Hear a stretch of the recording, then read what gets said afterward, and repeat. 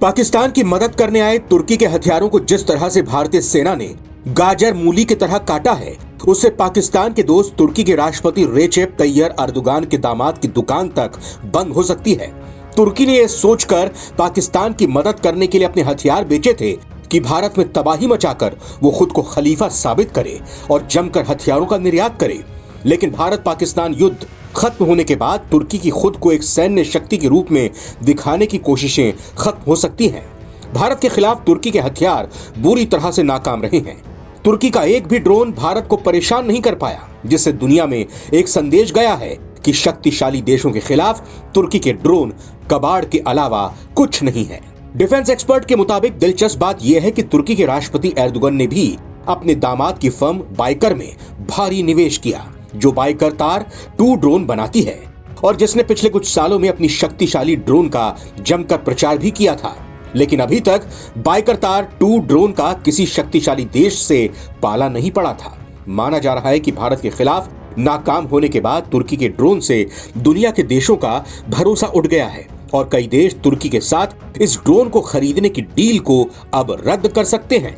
आपको बता दें कि तुर्की का ये ड्रोन उस वक्त चर्चा में आया था जब अजरबैजान ने बाइकर-तार 2 ड्रोन को इजरायली हारोप और अलग अलग इजरायली सर्विलांस ड्रोन के साथ इंटीग्रेट करते हुए आर्मीनिया के खिलाफ इस्तेमाल किया था।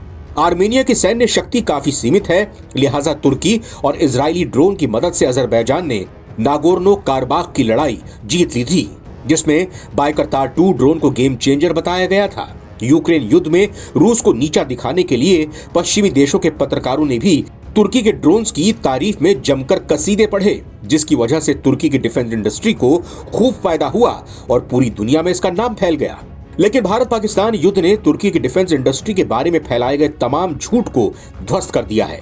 रूस ने पहले कई बार दावा किया था कि वह आसानी से बाइकर-तार 2 ड्रोन को युद्ध के मैदान में लॉक कर ध्वस्त कर रहा है, लेकिन पश्चिमी देशों के प्रोपेगेंडा में रूस के दावों को झूठा बताया गया।